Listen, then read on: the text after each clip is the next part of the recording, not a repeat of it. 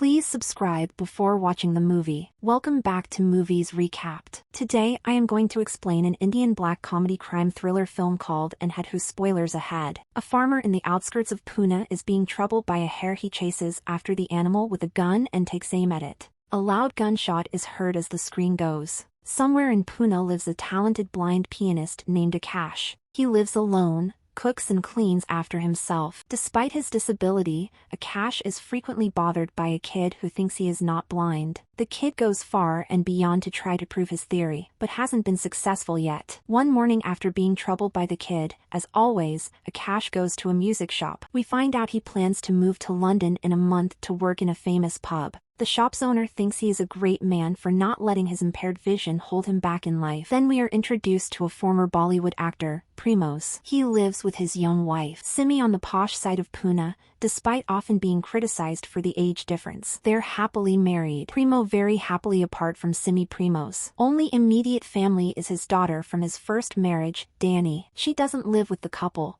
but visits them once in a while. One afternoon, a CA is hit by a scooter while trying to cross the road. The driver is a girl named Sophie who feels awful even after helping him. She invites him to lunch as an apology. They talk for a while, and upon finding out a CA is a pianist, Sophie invites him to perform at her father's restaurant. Later that day, Akash returns home and takes off his glasses alongside the foggy lenses. This is when it is revealed that he has been lying about being blind. He rationalizes it as a method to make his creative senses flow. Being blind gives him a vision of music that he doesn't see otherwise. Hence, he has been living a lie for the past few years and making a career out of it. The next day he goes to Sophie's restaurant for the first time and plays the piano. Everyone is thoroughly impressed, mostly because they think he is blind. Coincidentally, Premo is also at the restaurant, equally impressed by Akash. His and Sim's third wedding anniversary is in a few days, and he wishes to surprise her with live music. Akash promises to come to his apartment to play for them, because the actor wants their day to be a surprise. He lies to Simi that he will be out of. Simi is annoyed, but she understands that her husband is a busy man. While returning home from work, Sophie has to stay at a CAS home because of the rain. He pretends to not look when she changes into his clothes in front of him. The two have felt the sparks between them in the past few days. They have been together. Soon they begin to make out and spend the night together. In the following scene, Ash is outside Prada's apartment. Simi opens the door and asks him to go away because her husband is not home. Ash insists that he was supposed to be here, but she doesn't listen. However, when an old neighbor sees them, Simi feels uncomfortable and lets Akash in. He gets to work and is enjoying himself, but that is until he notices Priest's dead body on the floor. The pianist is shocked to his core, but he doesn't stop playing. Simi disregards her husband's dead body, thinking that since Akash cannot see, she has enough time to hide it. A while later, he makes his way to the bathroom and gets a full view of the dead man. While keeping cool, he enters the bathroom only to see that a man is hiding inside. Akash pees in front of him and returns to the piano without giving away that he is panicking. A flashback shows us that Simi and the stranger were having an affair behind Prema's back. On being caught, they panicked and shot him dead, while Akash continues playing. The killers clean up the mess and put Prema's dead body in a suitcase. Then Simi pretends to be talking to Premo, trying to make it seem like he has returned home. Akash plays along and leaves. After saying goodbye outside, he has to sit down for some time to take everything in and decide what he must do next. He is approached by a local lottery ticket seller named Saku. She offers to help him by calling him a rickshaw. The rickshaw driver merely recognizes Akash as a regular customer and brings him to the police. At his request, Akash has decided to tell the police what he saw, but seconds before doing so, the head police inspector Manohar arrives. He is the same man who is Sim's accomplice in the murder. Akash freezes mid-sentence and pretends to be complaining about his cat's murder. Manohar recognizes him instantly and accompanies him to his house to see if the dead cat story is true. He also wants to make sure that Akash is actually blind and doesn't know about priests. To do so, he throws a knife at him, but Akash doesn't flinch. After the inspector leaves, Akash goes to the restaurant he works in. He knows that he has to act normal in order to not be suspected. Simi also comes to the restaurant, casually telling people that her husband is out for work. Then the next morning, Prema's death is broadcasted on the news as a case of robbery. He was found inside his car by a bridge with a watch and jewelry. Manohar takes the case into his own hands to make sure the truth never comes out for investigation. Prema's daughter, Danny, Simi,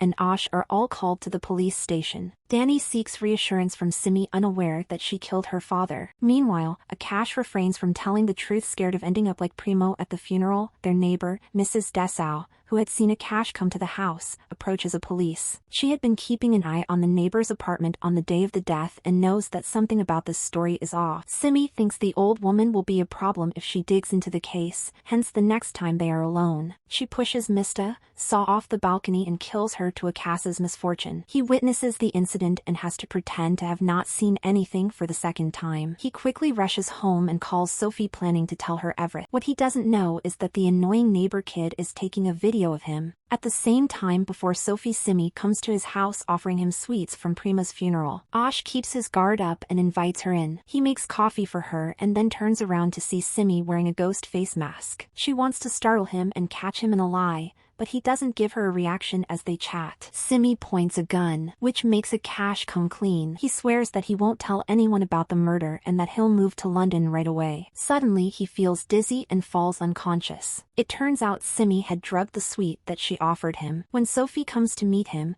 the kid shows her the video that proves Akash is not blind. She furiously knocks on the door only to be received by a naked Simi. She pretends to have slept with Akash, who is still unconscious. Heartbroken, Sophie storms off after. Ash only wakes up hours later with a strange feeling in his eyes. He tries opening them and finds out that he cannot see anything. He has actually been blinded by Simi. So even if he tries telling the truth, people won't believe him. What if he tells people he heard the murder? He calls Sophie for help, but she blocks his number, leaving him with no options. Meanwhile, the events have caused a dent in Manha and Sim's relate. He is mad at her for not killing Akash instead of just blinding him. Simi argues she is not a serial killer, sending him to finish the job when it gets dark. The policeman breaks in and tries to strangle the pianist to death. Akash struggles and manages to escape after hurting him. However, he has difficulty navigating through the neighborhood after really going. In the morning, he wakes up in a hospital surrounded by Dr. Sui,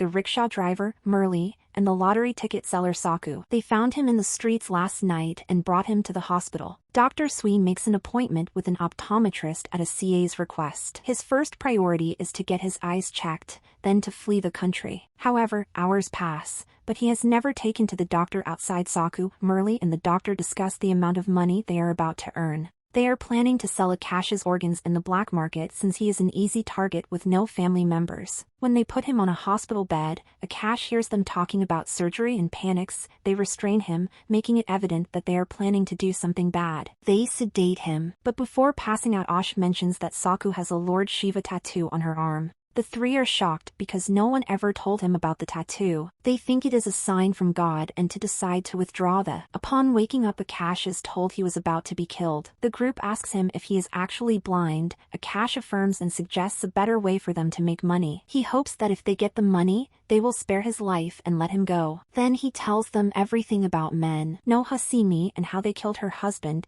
but he adds that the murderers have $1 million that they can share with the group if blackmailed. Their eyes glow with greed and they decide to help Akash after. In the following scene, Simi returns home to see Akash playing the piano with Danny. She is shocked at the audacity of the guy and is nervous about him revealing the truth. Hence, she quickly calls Manohar and asks him to come to a location. After that, she offers Akash a ride to get him to Manohar and kill him on their way. Akash asks her for 10 lakhs rupees to keep his mouth shut so he can get a cornea trans. She refuses to give him any money, but Akash already has a backup plan. Marley's rickshaw blocks their car and to cash the date, Simi, when she is distracted. Then the group abducts her, hoping to ask Manohar for a huge ransom in exchange for her life. Next, Akash calls Manohar's wife Rasika and tells her everything. She is asked to give them $1 million rupees by tomorrow if she doesn't want her husband's reputation to be. Rasika, who has anger issues, loses her mind. She threatens to kill her husband and only stops when he gets a call. The police found Sim's car on a bridge with her shoes and wallet by the looks of it. She seems to have committed the unthinkable. Rasika finally calms down and thinks of a way to solve the problem. Meanwhile, Simi retaliates and refuses to cooperate to scare her. The doctor draws her blood and threatens to sell her kidney for money. Later that day, Manohar arrives with a case full of money as ransom. As they're about to execute the next step of the plan, Saku and Murli betray Akash. They tie him to a chair and run outside to go through with their plan on their own. They do not trust Akash and want all the money for themselves. Ironically, Ak and Simi are locked in the same room as the hostages. Simi laughs at the absurdity of the situation,